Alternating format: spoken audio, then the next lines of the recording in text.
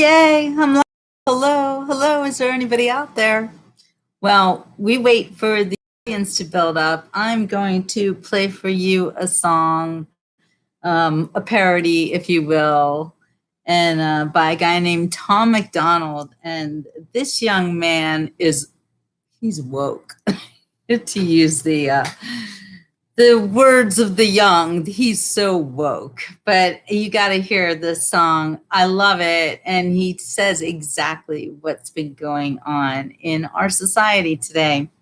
So I'm going to play this song for you. And those of you who are watching on the replay will hear it in its entirety because we only have a couple of people watching so far. So check this out. Hip-hop diet is full of guys who cannot even rap. Media dividing us by colors, white or black. If you believe in Jesus, these days Christians get attacked. If you don't hate police, then everybody thinks you're whack. And everything's so connected. Black Lives Matter got so aggressive. White folks who agree can't support the message. Both sides go to war because they don't respect it. Our social climate from the global tension triggered total violence and a whole depression. We can unify and then I'll go against them, but we let them divide us with votes and elections. Hey, the music we bump, all about shooting guns and doing drugs. Hey, whoa. The things that we want are promoted subliminally through the songs like, you need a fast car, you need designer clothes, you need a rap star to tell you to start popping pills, hit the blunt, and go live at the club till you're broke. It's all controlled by the elites, put fake news all over our screens, convincing the right to go fight with the left and distract from the fact it's each other we need. Divided by race and religion, segregated into teams. You're a white supremacist. If you're not, I guess you Antifa. Screaming from the rooftops, beat down better. Turn us on each other now, no lives matter. If we do what the news wants, blood gon' splatter. Turn us on each other till no lives matter. Freedom's dead. If you have an opinion, take it back. People hate the president. If you don't, then you trash. Indoctrinate the nation using news and mainstream rap.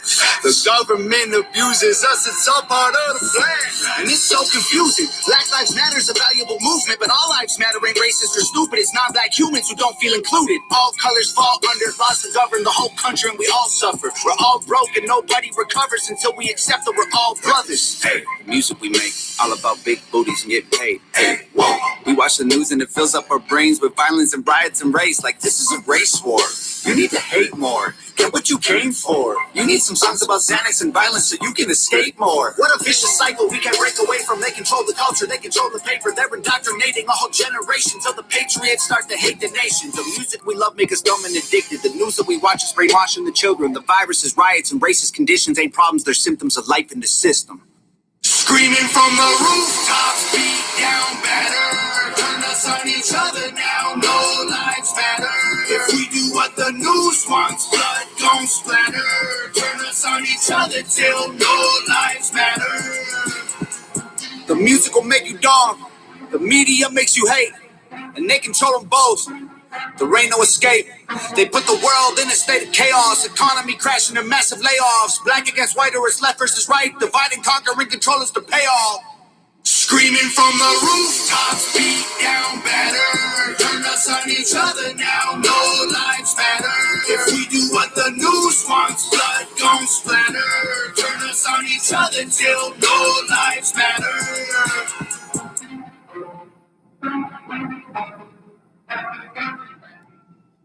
So thank you, Tom McDonald at Hangover Gang.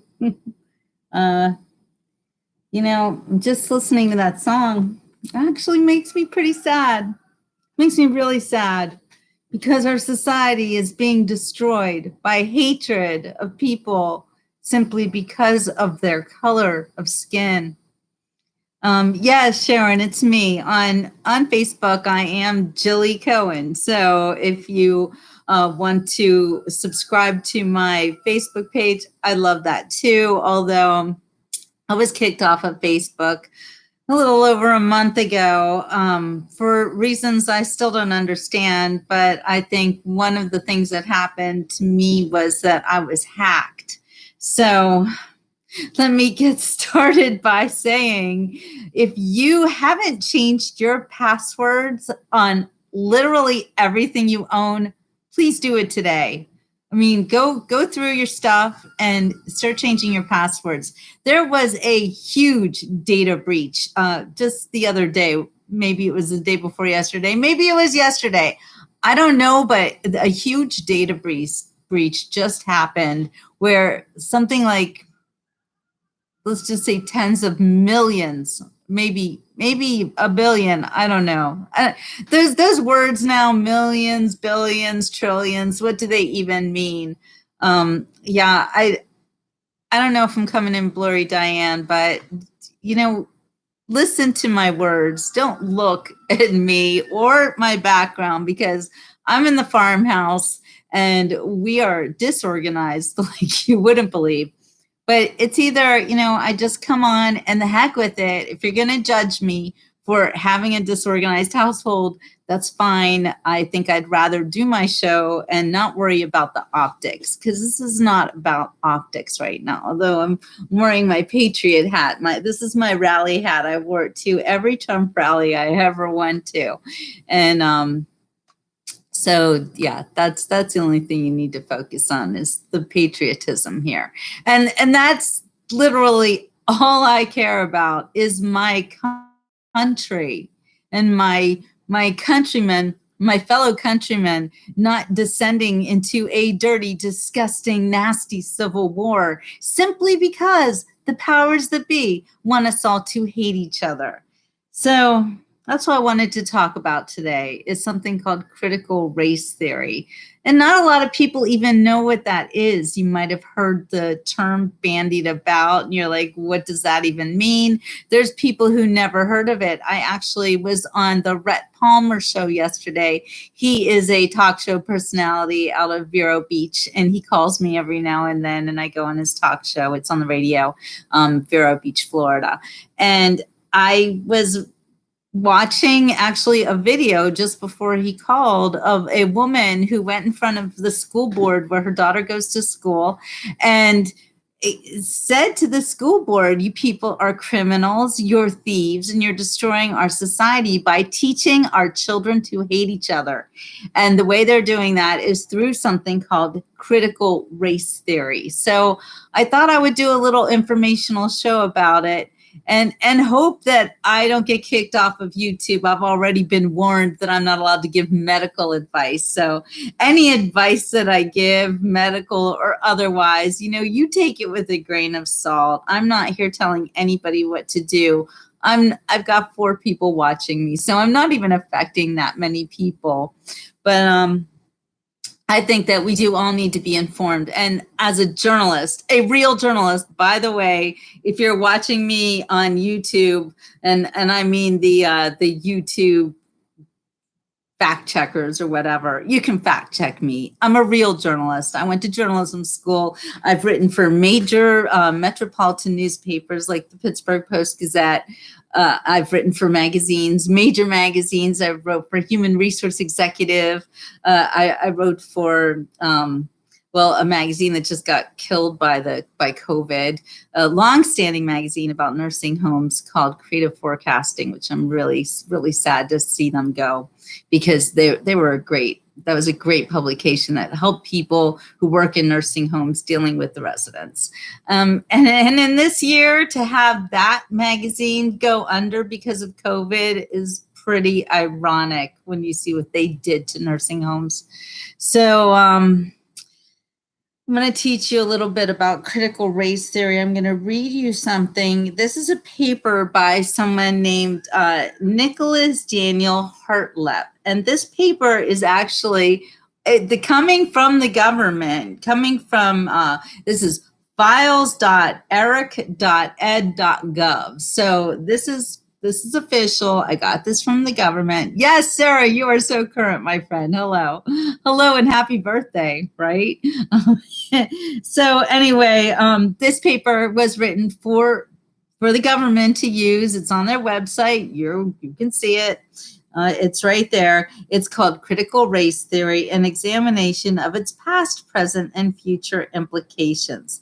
And the date of publication on this paper was actually October 11, 2009. So it's been around for more than a decade, and but it's just turning into a thing where, like I said, I was watching this woman and she was telling her school district that she would not put up with it. And as I read to you some of the basic tenets of critical race theory, I want you to keep in mind, you do not have to accept this. In fact, you should not accept this. You should tell anybody who's telling you to think this way to take a hike or stop it or whatever. But it's tearing our society apart from the children. I mean, they're literally trying to get little children to hate each other. So, oh, thank you, Pamela. I'm concerned about who those people are who are watching me, and I don't know it because sometimes bad things are going on. But that's what happened on my Facebook page. And that's one of the reasons why I'm super wary about everything that I do put on Facebook and now YouTube and everything, because people like me are being hunted for our subversive thoughts, if you will. Even though I believe that more than half of the country thinks the way that I do. I am not alone. And I know that for a fact because a lot of people are going through the same things that I'm going through as far as the censorship that's taking over our society on top of this critical race theory crap. Okay, so I'm going to read you now the 5 tenets of critical race theory. Thank you, Sarah. I'm glad I made your birthday good, and I do it again, and I'll sing happy birthday to you, but later. Okay, so there are 5 major components, according to Mr. Hartlep or Professor Hartlep. I don't know what to call him. Anyway, number 1 of the major components, the notion that racism is ordinary and not aberrational. Okay, I'll go with that. People have been racist since, I don't know how long, maybe a few hundred years. I don't think that people started out racist, but as society has gotten more advanced, I think that the notion of Black versus white has become a little bit more of a topic of discussion, maybe. So, okay, we'll go with that. The second major component is the idea of an interest convergence. I'm not really sure what that means, so I'm not going to talk about it because I don't know what it means. The third is the social construction of race. Okay. Also don't really understand what that means. And number 4, the idea of storytelling and counter storytelling. Well, I guess when we are storytelling, maybe we are saying things that aren't true because they're stories. Maybe we're saying things that have a grain of truth, but we're, throwing our own spin into them because they're stories. They're not facts. They're not actual, word for word quotes. I don't know. Counter storytelling, trying to, it's all about the narrative. Let's establish a narrative. That's what I'm going to call their storytelling. And the 5th tenet is the notion that whites have actually been recipients of civil rights legislation. All right, let's unpack that one, shall we? I just recently, my Ray turned me on to this video made by a man with very dark skin. And he was saying that if anybody is owed reparations in this country, it's the people who fought in the Civil War. It's the families that lost husbands and fathers and even some wives and daughters, but mostly the men in our country back in 1865. We were put through a lot of distress and trouble, especially those who sent their young men and their breadwinners into war and suffered greatly to do something for people they had never met. So you want to talk about slavery? Yeah, it was a bad thing, but let's talk about the American families who took to the streets, left their families behind, and went to fight a war against something that they had never even encountered. So let's think about who really needs to be thanked for that. And I would say that it is the soldiers and the families of those soldiers who bravely and selflessly fought for our country, to be a country of freedom and to give people of all color the right to exist without being slaves. So if you want to get all up in my grill about, people need to be paid back for slavery that their ancestors encountered. Yeah, I would more like to see the families who actually fought against that slavery be recognized as the heroes of this country that they were and still to this day are. So you want to talk about racism? Let's talk about the white people who laid down their lives for people to be free of all colors, and not just for the blacks and the Asians and the Hispanics or whatever. Nobody cared about color back then other than the fact that we were fighting for our country to be a free country. So there's that. I'm going to read you a little bit more about what this person thinks about racism, which he says is ordinary. The overall ethos of majority culture promotes and promulgates a notion of colorblindness and meritocracy. These two notions are mutually intertwined and serve to marginalize certain enclaves of people, predominantly people of color. Colorblindness and meritocratic rhetoric serve two primary functions. First, they allow whites to feel consciously irresponsible for the hardships people of color face and encounter daily. And secondly, they also maintain whites' power and strongholds within society. I'll read you a little bit more and then we're going to unpack that. First, colorblindness legitimizes racism's need for an other in order to flourish and maintain its influence within the fabric of society. Racism and white supremacy are not aberrant. He's using these, 50-cent words.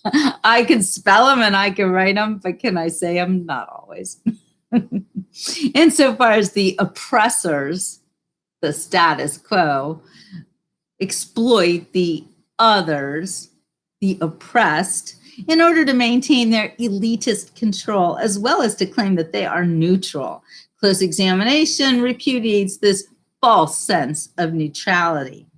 Second, meritocracy allows the empowered, the status quo, to feel good and have a clear conscience. Many would ask why the powerful would not have a clear conscience since they maintain a majority of wealth and power in society. The powerful maintain power and only relinquish portions of it when they have nothing to lose. Furthermore, they receive platitudes and compliments when they do choose to dole out portions of their power. Can you spell Bill Gates? No, seriously.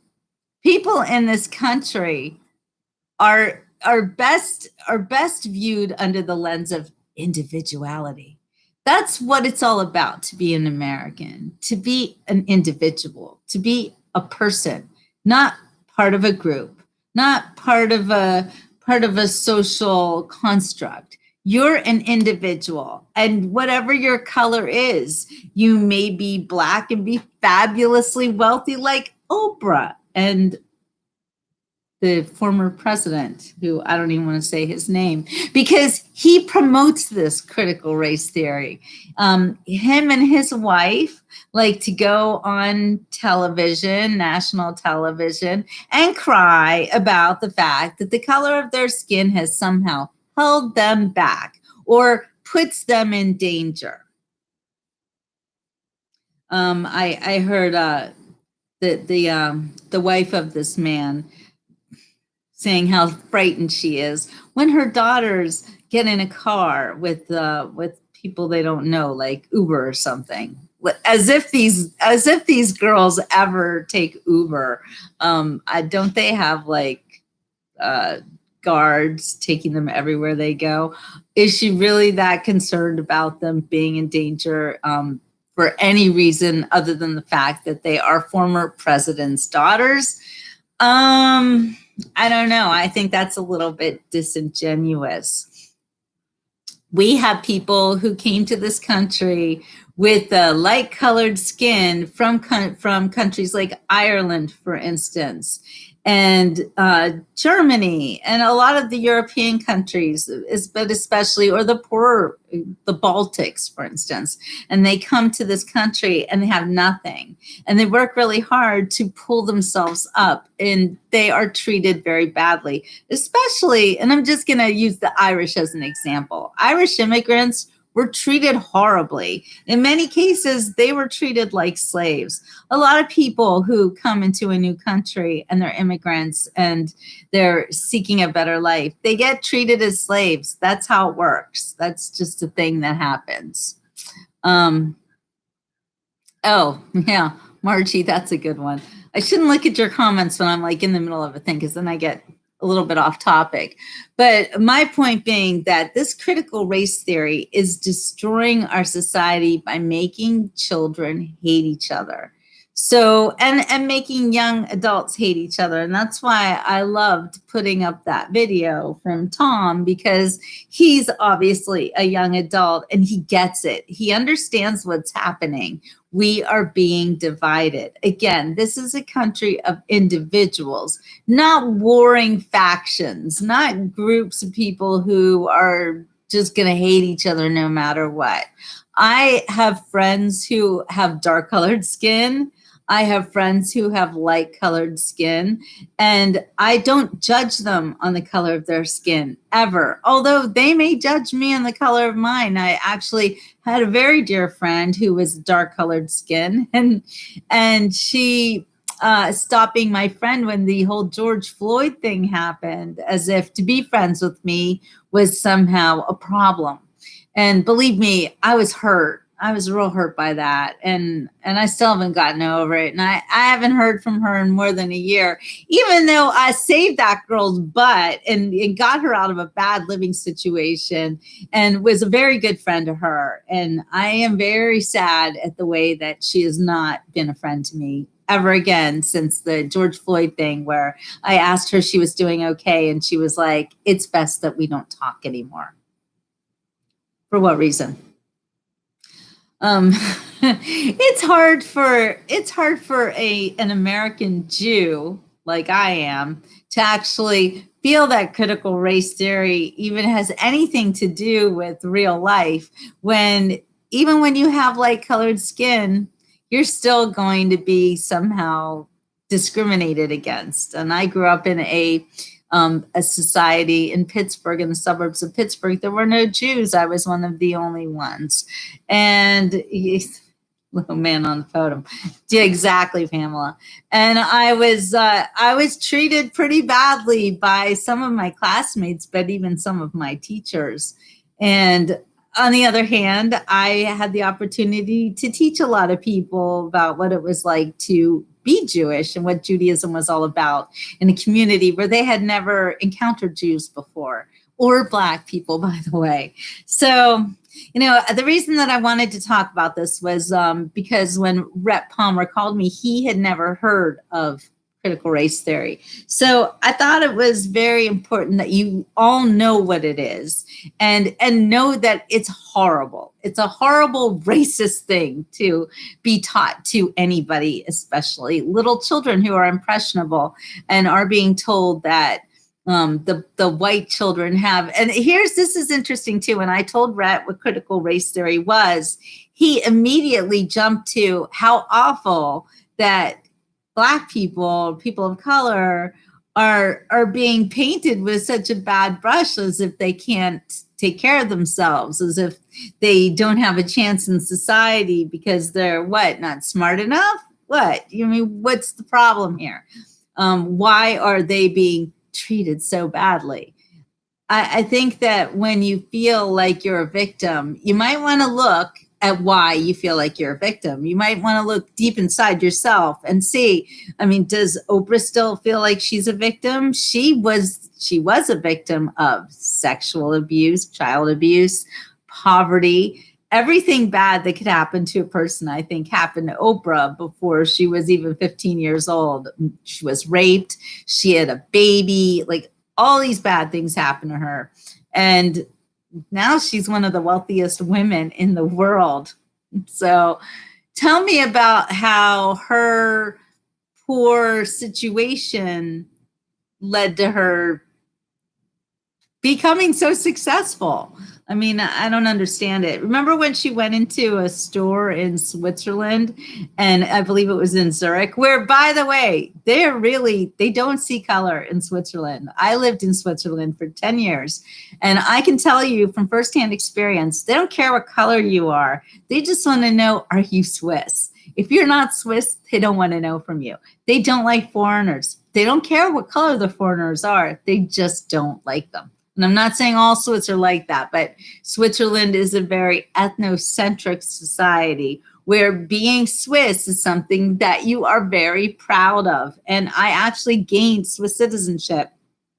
So I know of what I talk. When I tell you things, you guys, I'm getting this from experience. I'm not just reading stuff, although I'm reading a lot because I research a lot, but a lot of the things that I tell you actually come from my own life experience. And being in Switzerland, living in Switzerland, and becoming a Swiss citizen, the only way I could do that was I had to learn the language. If I couldn't prove to a panel of my Swiss neighbors that I couldn't speak the language and I needed to be a part of my community, they didn't want me. They wanted a person who was willing to assimilate. Assimilation is important to have a society that functions well. So all this inclusivity, it's really exclusivity.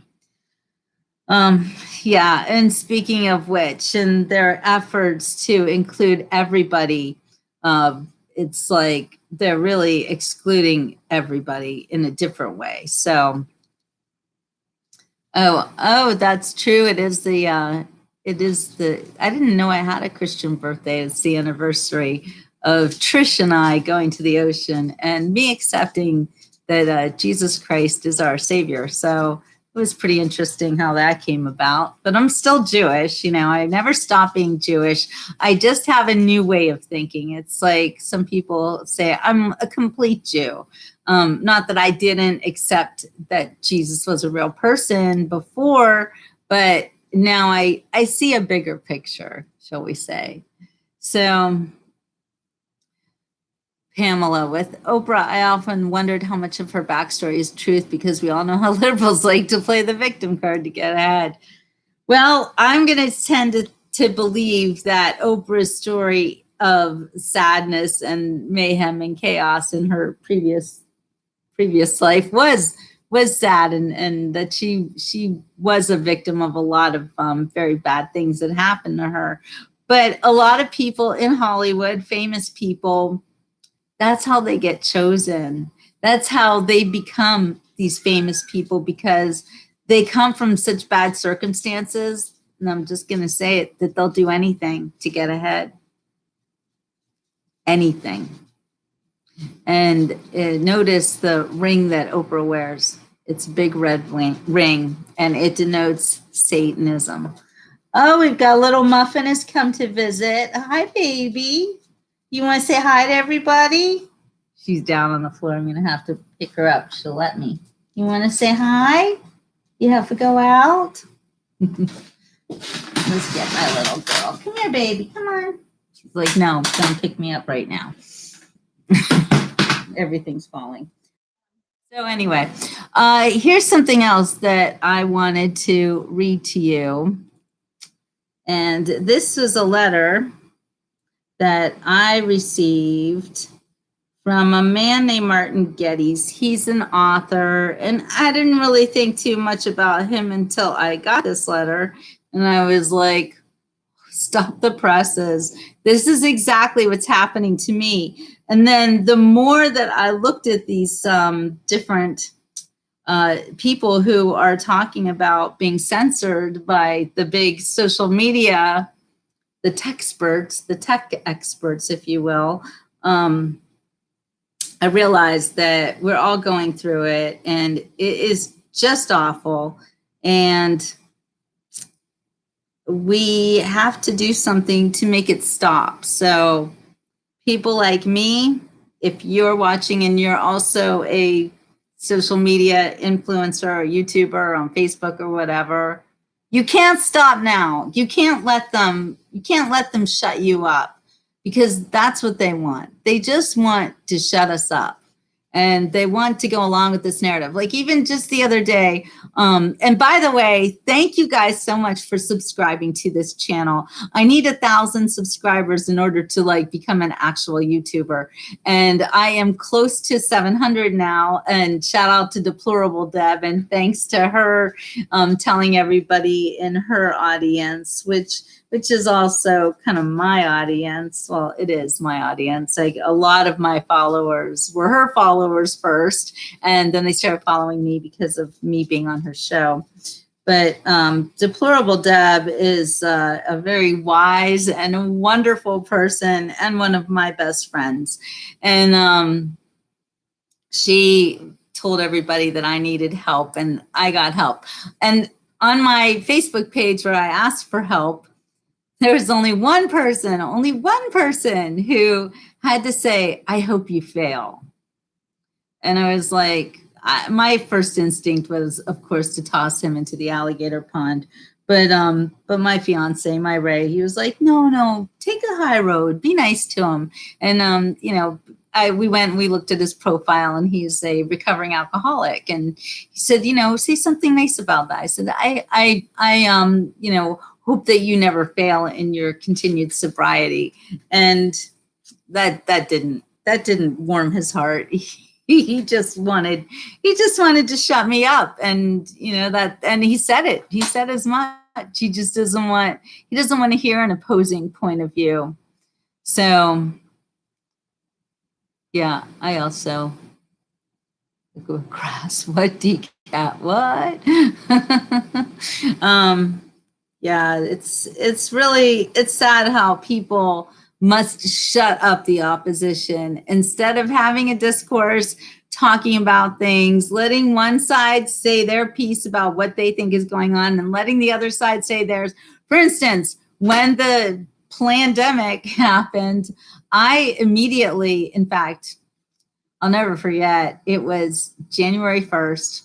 I was at Deplorable Deb's house. The two of us had done a speaking engagement together the day before. We both got very sick the next day with something that I right now think might have been the Wuhan flu. And I started researching, and I don't even know how I learned about it, but I found out about it. And it was right away about how this thing was leaked from a lab in Wuhan. And this was before anyone was even talking about it. And I felt all the blood leave my face. I mean, Deb saw me, I was pale as a ghost, and I was on the verge of hysteria. And she's like, "What's wrong?" And I'm like, "I don't even want to tell you what I just found out about this virus." And she was like, "What?" And so I started to tell her, and I couldn't keep it together. I thought it was a lot worse than it turned out to be. I thought it was going to be deadly for everybody. Of course, they wanted us to believe that, but I saw what was coming down the pike, and I was really, really upset about it, and had a right to be. And now, and then when I would say to people, "Well, I think this came from a lab," I think that we were attacked, literally attacked, maybe by the Chinese. I never would believe that it was also my own country, but I shouldn't be surprised by that either. Because don't forget, if it's true that the NIH, and it seems to be, well, it is true, the NIH funded the lab in Wuhan and funded these people to do this research that turned into the nightmare scenario we're experiencing today.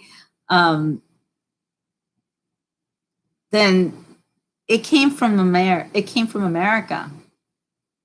It did. I mean, and the Chinese said that too. It's them, but it's also us, because we funded it. So we funded it through our friend, the Dr. Fakey. which I started calling him immediately upon seeing him, and Scarf Lady. I gave them both those names, Fakey and Scarf Lady, immediately, knowing that they did not have our best interests at heart, and they were people who were doing something very, very terrible to our country. And I recognized that immediately, and I was called a lot of bad names for it, and people in my own family were telling me that I was cuckoo and conspiracy theorist and all this stuff. And now I'm being vindicated, but nobody says anything to me about that. Oh no, I'm still that crazy extreme person that I always was, despite the fact that I'm being vindicated on a daily basis. So, all right, I'm going to read you Martin Getty's update on Amazon censorship. This is what happened to him on Amazon. And the reason that I'm focusing on Martin Getty's is because he's an author. And what's happened, some people get rich when really crazy stuff happens in the world, and some people get very poor and lose their businesses. And so that's what happens to people who are on the conservative side, and that's what's happened to Martin. So let me just read this to you. This is Martin Getty's, an author, and he just wrote this the other day. I haven't done a newsletter in the last 6 weeks or so, as I have been so preoccupied with basic care for myself and family and preparation for what seems to be looming. I have much to say, so we'll be writing more soon. In the meantime, I want to give you a quick update on my book being censored off of Amazon. I asked them which aspect of it had broken which guideline, and I got the following response. This is the Amazon response. Hello, thanks for your email. After reviewing your title again, we confirmed that it's in violation of our content guidelines, and we will not be offering this title for sale on Amazon. We reserve the right to determine whether content provides a poor customer experience and remove that content from sale. You can find our KDP content guidelines here. They give an address. Thanks for your understanding. Best regards, Amazon KDP, Amazon Content Review.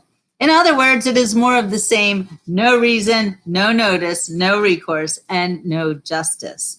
Of course, we all know exactly the reason. Every time I am censored, it is because these tech platforms are complicit in criminal activity of the highest order. I expect this racketeering will eventually result in a class action lawsuit and future payout, but you cannot buy food or pay rent with that prospect in the present. I am still battling to sort out the 7,000 people who are unconfirmed for this mailing list that has around 20,000 confirmed subs. I suspect most of this is due to problems on migrating from radical left supporting ConvertKit, which I was only using having been booted off MailChimp for no good cause. Migrations due to censorship and sabotage are costly. I can attest to that. If you wonder why I don't write as much as I used to, it's not because I have nothing to say. I have had to spend a lot of time and energy hardening my processes and infrastructure against economic attack. For instance, I now use multiple email addresses, delivery platforms, and clients to make my operations more resilient. I also have a virtual assistant joining me as dealing with growing correspondence taxes my time. Many people have written to me to ask when and where I plan to republish the book. It will come, but I have too much to do in day-to-day life. I will miss the very handy annuity it provided for a few months. It is the first time I have had any reliable professional level income for a very long time. An audiobook version is ready to publish, and I will announce it shortly.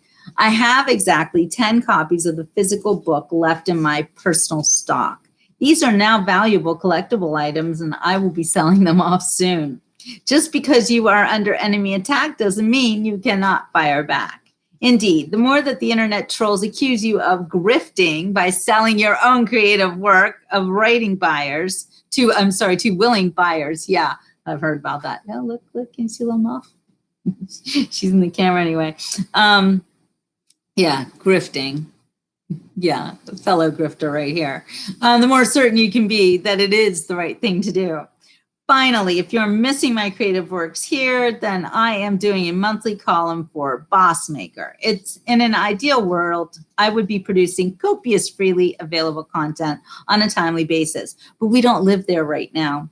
The monthly deadline gets me to write when otherwise I might be more inclined to do other things like go for walks and make photos. The last essay on personal autonomy and the vax wars was especially well received.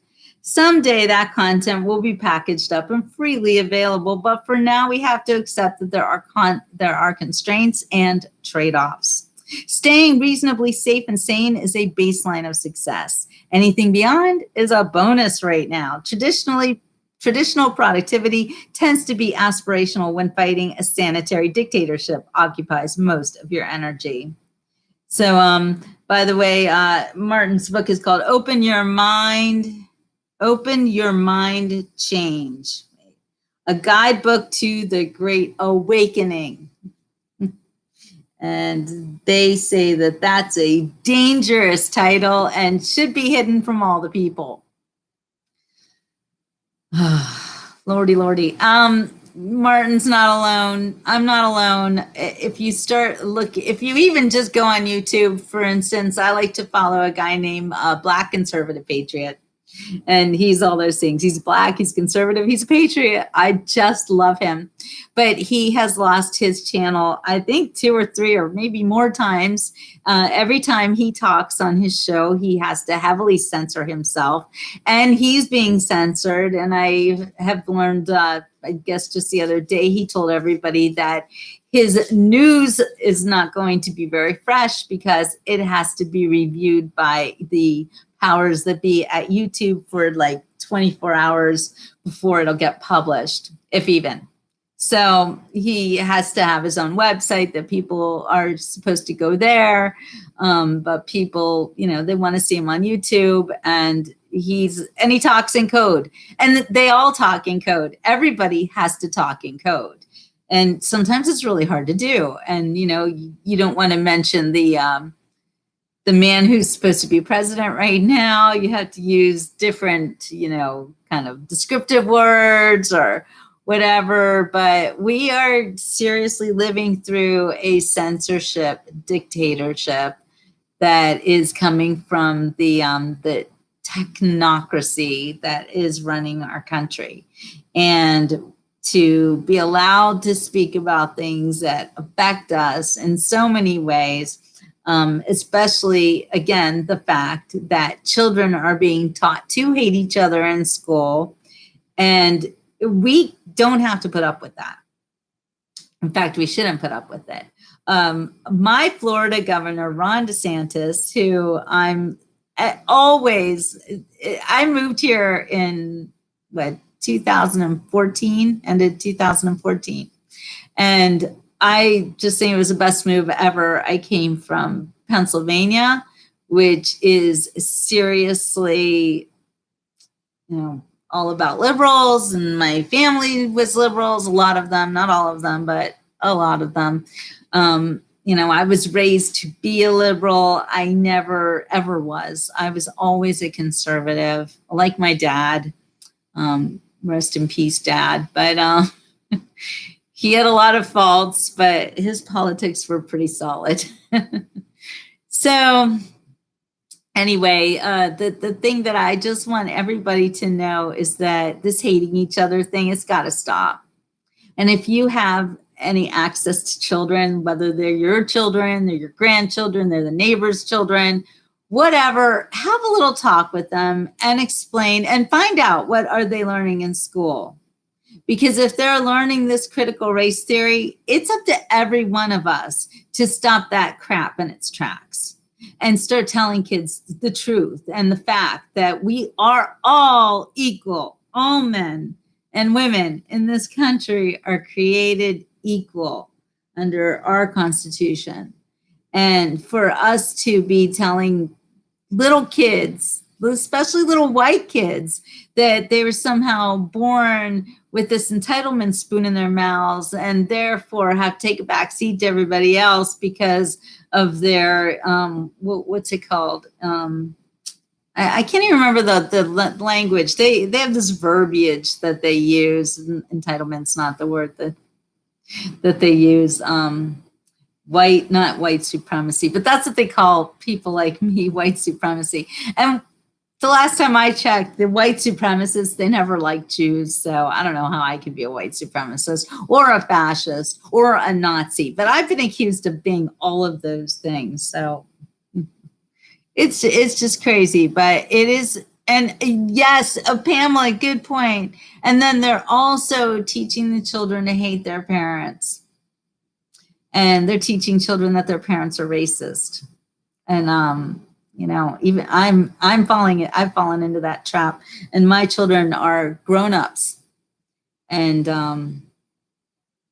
you know, I got to hear that kind of stuff. And I'm not allowed to talk about my children. They don't like it if I do that. But my experience is like your experience. Like we're all going through this. So I kind of got to do my own thing when it comes to, you know, I'm sorry that my kids, you know, that I talk about our relationship and they love me and I love them. There's no lack of love here, but there is a lack of respect and there's a lack of appreciation for my experience. And as a very well-rounded person who doesn't have hatred for anybody, but I have lived through life where, you know, I'll tell you what, I've been attacked by people with very dark skin, physically attacked, nearly kidnapped, actually. So I do get scared when I'm in a situation where somebody looks, you know, you can tell when they look like they don't have very good intentions or, you know, but on the other hand, you know, you just never know. But I have been in that position more than once, more than twice, more than 3 times. And I can tell you that it's really scary when somebody attacks you for absolutely no reason other than the fact that you look like a victim to them. But I am nobody's victim.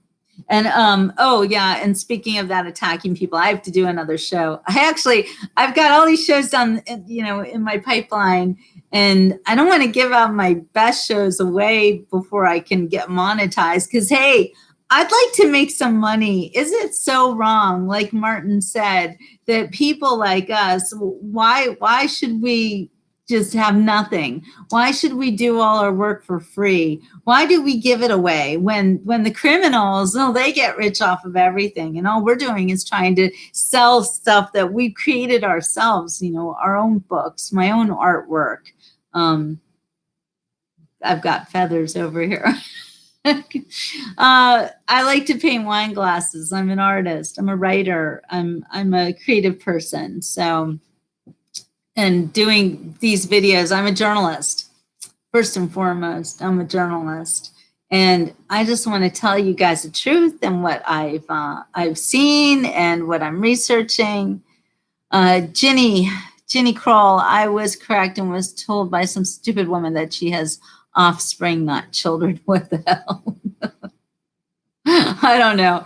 You know, people, they're looking at people as if they're not even people. And I'm talking about the unborn right now. That's another thing. That's another problem that I have with this society, where they look at people in the womb and say that they're not people. Well, then what are they? Just because they haven't been born yet doesn't mean that they don't have a right to life. Because that is number 1 in our Constitution, that right to life. And if it doesn't apply to people who are about to be born, then who the hell does it apply to? People who are already alive? I mean, come on. It speaks to me. I was a out of wedlock pregnancy. I was an unplanned pregnancy. That's how I started my life as a fetus, as one of those people that they think will ruin other people's lives just by being born, which really gets my goat. Because, you know, telling a young girl that, oh, having this baby will ruin your life is like, it's just predicting the worst case scenario, just horrible things. You never know how another person is going to affect your life. Could be the best damn thing that ever happened to you. Just ask Maya Angelou, for instance. Maya Angelou, who actually interviewed her son, and he told me he was an out of wedlock birth. I think she was like 16 when she had him. So he was an unplanned pregnancy, and she kept her baby, and he became the light of her life. He was the best thing that ever happened to her. And when I spoke to him, I could hear her in his voice. It was an amazing experience, and it always makes me so happy to speak with people who started their lives like I did and became a blessing to others. That's what people like me, we are taught to be a blessing to others, because we start our lives out with our own parents, or not happy about our appearance, which is really sad. My two children, knowing that I was pregnant with them, were the greatest days of my life. The happiest I ever was when I found out that I was pregnant for the first time. There's nothing that can counter that. I just thought it was the greatest gift from God and the greatest blessing.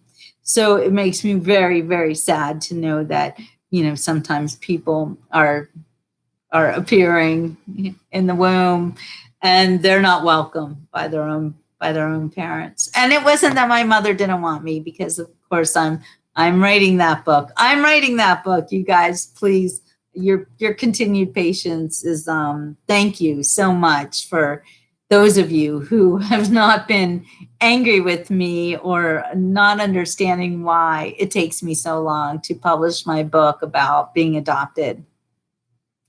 It is the way it is. COVID, everything, it's moving to a farm. I've changed my entire life in the past year. You all watched me do it, so you know what I've been through, and I know what you've been through. We've all been through a lot. So I'm not saying that my book will not be published. It damn well will. Absolutely. It's like a bucket list goal that I've had for 30 years now. So, and I've read it to you, so you know it exists. It's just a matter of getting it in a published book form, which takes time, effort, money, knowledge. There's computer programs. There's a lot of moving parts here. And once I figure those moving parts out, you're going to see a lot of books coming out of me, because I'm ready to go. I am so ready to go. Jill, is the screen set to see you from the chest area up? Yeah, I don't need to show the cleavage. I always get these comments, my clothes, whatever, if they're not fitting that well. And oh, that's something else I really want to talk to you guys about too, about my weight loss journey and what I go through and what we all go through. If you gained weight during the last year, and I put my weight on during the last 6 months of, my whole changing my life, it just, it wreaked havoc on my body. But I've got some hacks to share with you. I'm not going to do that in this show. That's for a future show coming up. But I have a lot of really cool things to tell you what I've found out. So hopefully I will be losing this life change weight in the next month, because I can't take it anymore. Because being fat is like the worst thing for me. I'm little. I'm only 5'4". So any extra weight, and I did gain 20 pounds. It seriously, it weighs me down. It makes me feel awful. And I've learned too that and I've got some belly fat going on. And if you have belly fat, man, that is so bad for you, because excess estrogen is made by fat. So it's like you get fat and then your fat makes you fatter. So it's a real thing. So you got to nip that crap in the bud, which I will talk to you guys about, because I know that it's not just me. We're all going through it. It's never just me, which is why I know you guys like to listen to me, because we all resonate with each other. And stress will do a lot. That cortisol, oh my Lord. But anyway, like I said, I've learned some hacks, and I've got some secret weapons that I am starting to deploy. So I'll let you know about that. And we'll just go through it together. You can do stuff with me. I like to fast. Not that that's really helped me lately, but it has helped me in the past. So I don't know. I have another show that I actually want to do right after this show that is about eggs, feathers and eggs. Because that's my life is now. Feathers and eggs and feathers. It's a lot of interesting stuff that happens when you move to a farm. Things that you learn that you're like, I did not know I would ever even need to learn this. But I'm learning a lot and having a lot of fun and having some challenges too. So I'll give you an example of one of my biggest challenges. So the water here is well water and it's full of iron and it turns everything orange. Laundry turns orange, the sink turns orange. It's a nightmare. But the worst thing that's happened, my nails, they're all breaking. And I don't know if you can see, they're like kind of black, as if I've been digging in dirt all day. I've not been digging in dirt at all, in fact. And I've learned that it's the iron that has started to turn my cuticles and underneath my nails black. So that's a problemo. And it apparently only happens to a select group of people, as I went to research that one and found out that it could be the whole family has no problem and one person will have that black finger problem. So I've got the black finger problem. And yeah, like, yes, Pamela, we all fight the devil. It's just at different levels. Exactly. So I'm going to keep on fighting because it's just, it's foolish to just lay down and die. And something else I've started doing again, which I haven't done in a really long time, is hula hooping. Yes, you can lose that skill if you don't practice it. So I started practicing it again. I think actually I got too fat to hula hoop. It was very upsetting. So I'm hula hooping again and I feel it in my midsection. I got the DOMS, the delayed onset muscle pain. So yeah, there's that. This show was brought to you by, wait, where is it, my book? I thought I had it up. Jillbooks.com. Wait a minute.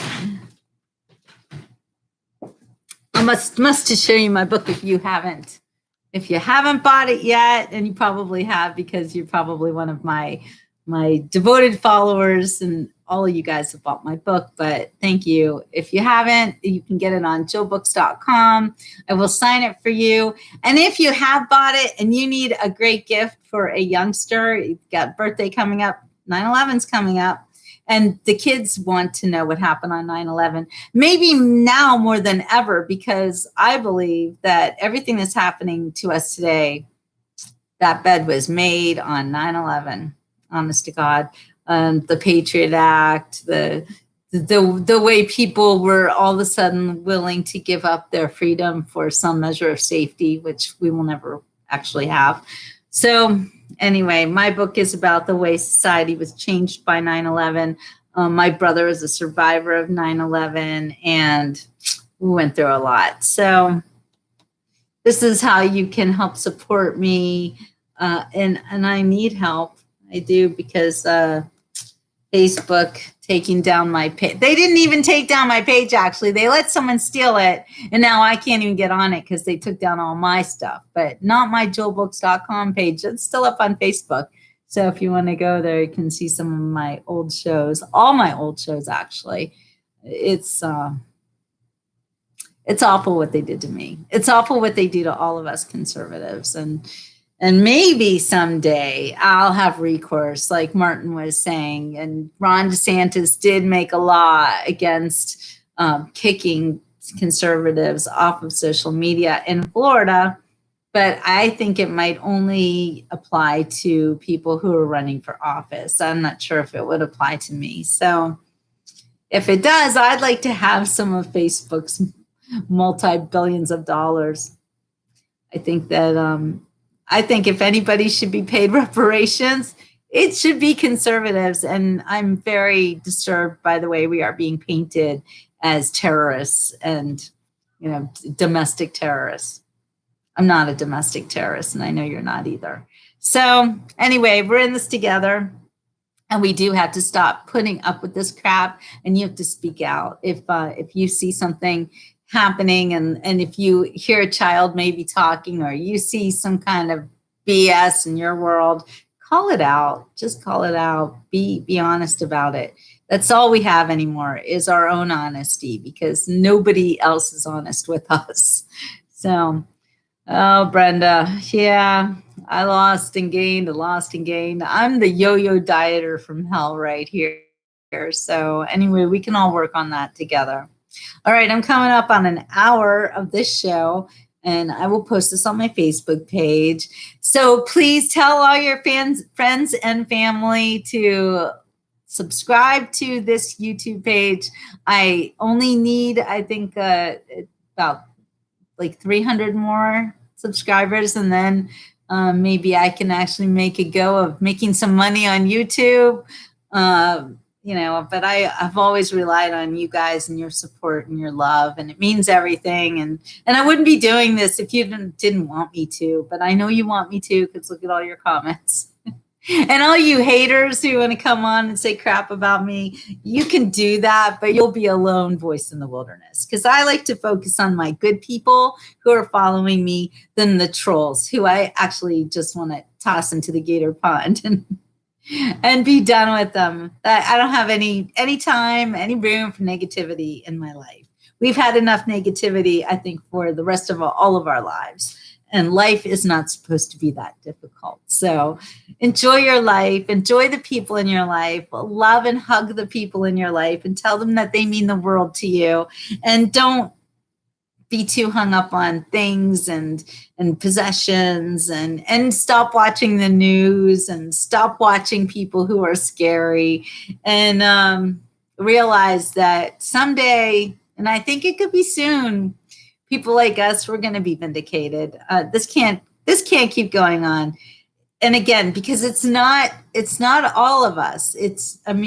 Conservatives, there's a lot of us. To remember, we voted for the president of the United States last time, and we did it again. And there were more than 80 million of us this time, even though our voices were canceled and we were told that what happened didn't really happen, but we know that it did. And I do have to believe that the justice and truth will prevail. So that's my rant for today. So stay tuned for my show I'm going to do later today that's about feathers and eggs. And I have all sorts of eggs to show you. Eggs are fascinating. So we'll do that. All right, you guys, and we'll talk about dieting and all that other stuff. And anything else you want to talk about, put your comments in and let me know what kinds of things you want me to research or things that you want to learn about, and we'll all do it together. So I'm going to take off. So ciao for now.